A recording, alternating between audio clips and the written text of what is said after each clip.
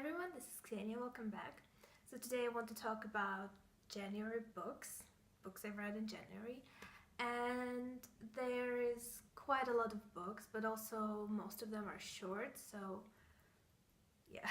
I want to start with a book that looks huge, like this one. Yeah, this is Illuminae by Kristoff and Amie Kaufman. This is the first book in a trilogy, and it is set in space, and it is made in a dossier format. So we have like transcripts of interviews of two characters texting each other because they are on two different fleets. There's also private journal entries. In here we follow two characters that have broke up earlier that morning, and later in the day their planet has been invaded and they had to flee on different like ships, starships and stuff. Yeah, I'm bad with plot, so bear with me please. There's also an enemy following their ships, so it's a lot.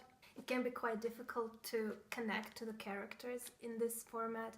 To me, it worked perfectly because I really love reading books when there is correspondence between the characters. It's definitely something to keep in mind. If you're not into this kind of format, you might not enjoy it, but I really enjoyed it, and I enjoyed the plot as well.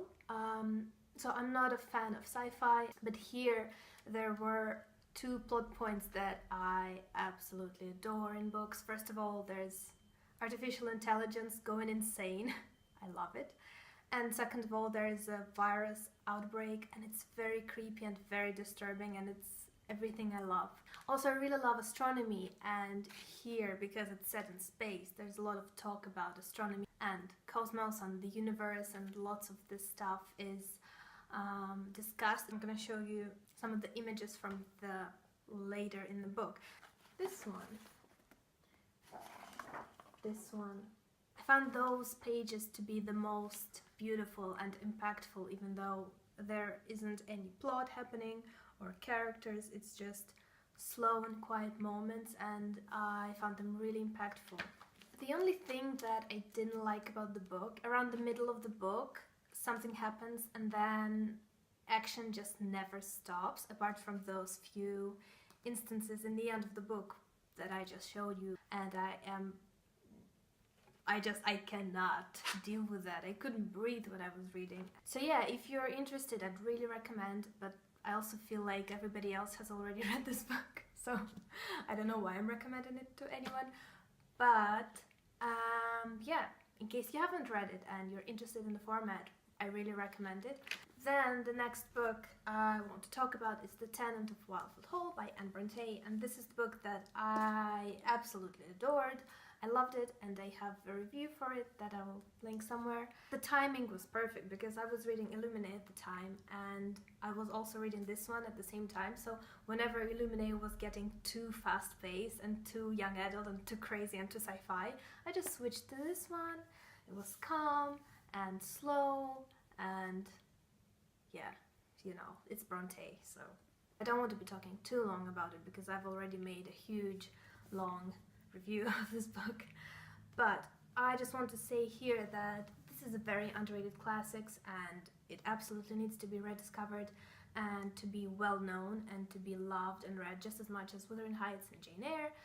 And if you loved any or both of those books, you should definitely pick this up. And my favorite thing about it is that there's a guy who is brooding bad guy, like Rochester or Heathcliff, but in this book this character isn't romanticized. He is shown as he really is, and the main character wants to marry him and to make him a better person, but of course that doesn't happen because he's a jerk and he's a horrible person, and he remains a horrible person and becomes an even more horrible person. So this is, I think, my favorite thing about this book. And to sum up, just read it. So the next book I really want to talk about is called Kiss, or Slynx in English, by Tatyana Tolstaya. Russian book, obviously. And in case you're wondering if Tatyana Tolstaya is related to Lev Tolstoy, They are related, but they are very, very distant relatives, so yeah. This is a post-apocalyptic novel, and also it feels a little bit dystopian, so those are two things that I enjoy very, very much in literature, and yeah, the execution is amazing. It is set 200 years after the blast, and this is some apocalyptic thing that happened, the end of the world. People lead very primitive lives. So they don't have any art, they don't have any sense of morality, there is no respect towards each other, towards human beings, there is no notion of right and wrong. People eat mice and they think that's the way to live. So we follow a character named Benedict. He goes to work, he eats mice, he's supposed to be happy, but something in his soul just tells him that something is wrong, something is horrible, but he doesn't understand it, and the society kind of pushes him back and prevents him from digging deeper. There's so much there is so much introspection, and it's extremely funny. I mean, it's funny, but it also is so depressing if you think about it. If you don't think about it, yeah, it's just a funny book, but if you think about it, it's very, very depressing, like all Russian literature, I guess. Also, in this book there's a lot of satire on politicians, on rich people, on the way of life, especially the way of life in Russia today, but also of Russia as it was. I think almost on every page there is some allusion on some great Russian classic, which the main character doesn't get. He understands the words, but he doesn't get the meaning, he doesn't get the subtext. There is a lot of love for literature here, because it kind of becomes a main thread, plot thread in the novel. Some of the phrases here are very beautiful, and they talk about books with so much love that I really, really loved. I think that even if you aren't a Russian person, it's still quite easy to relate and to understand, because life and humanity is kind of the same everywhere if you think about it. And it's easy to see this world after the blast where there is no humanity and no morality, no art, no spirituality, and you can apply it to almost any country where this blast might happen. So yes, definitely recommend it. And especially if you are into post-apocalyptic or dystopian fiction or Russian literature, I would definitely recommend it.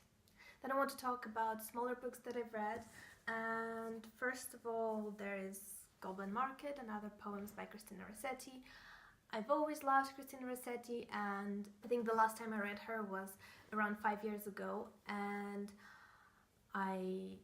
it was good to love her just as much this time. And especially with Goblin Market, it was nice to understand the poem way more, because I've read about her life, and I also think that the timing was really good for me, because around December and January I started having this craving for poetry, and I had this book that I bought a few months ago, I guess, to reread, and because the edition is just so beautiful, and there's also a bookmark. I love it so much. It's great because I haven't read poetry in quite a few years. So yeah. It wasn't a review, sorry, that was weird.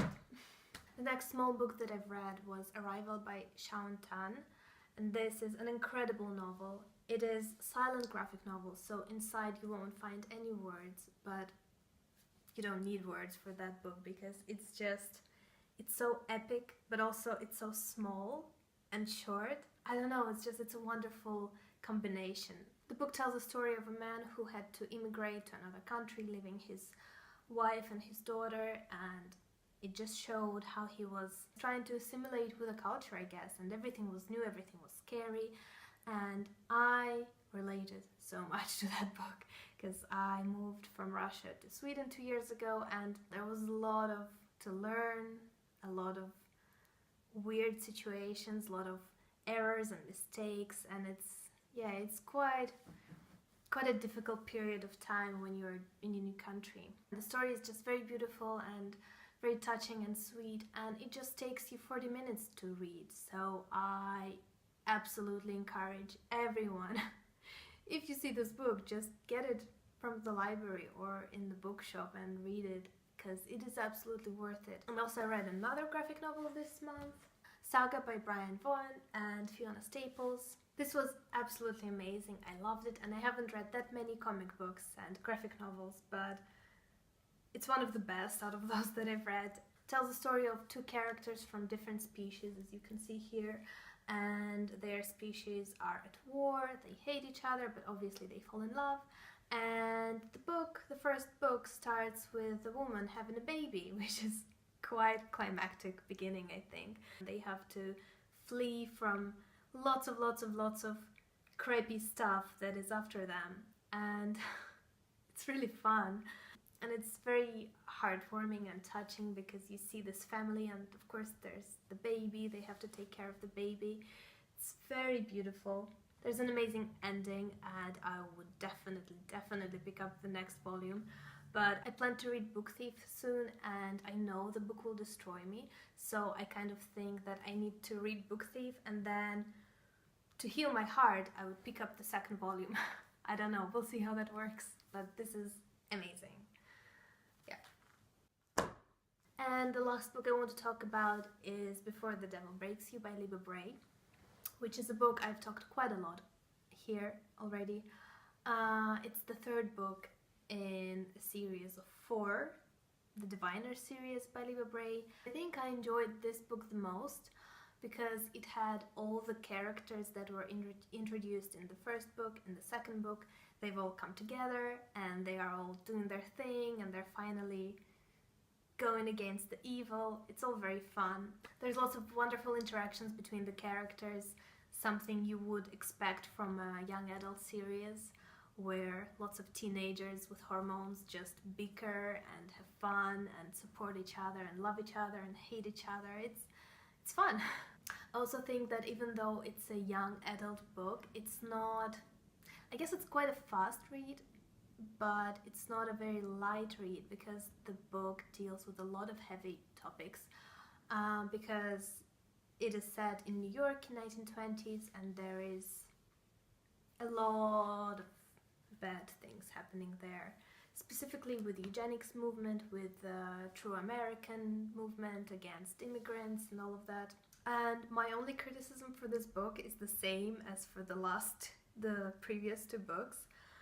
There is so many point of views, it's just insane, and I really don't care about all of those characters. But yeah, it's a plague that is happening quite a lot now, this multiple POV things. I really hate it. Of course, I've said it already a million times, but audiobook is really great. The narrator does an incredible job. So if you're interested in that, in the series, I would really recommend audiobook because it is, yeah, it's great. So yeah, those were my January books. They were great. I think I gave all of them 4.5 stars and 5 stars, which is great. So as always, I'm very happy to talk in the comments and chat about the books or anything else. And I'll see you next time.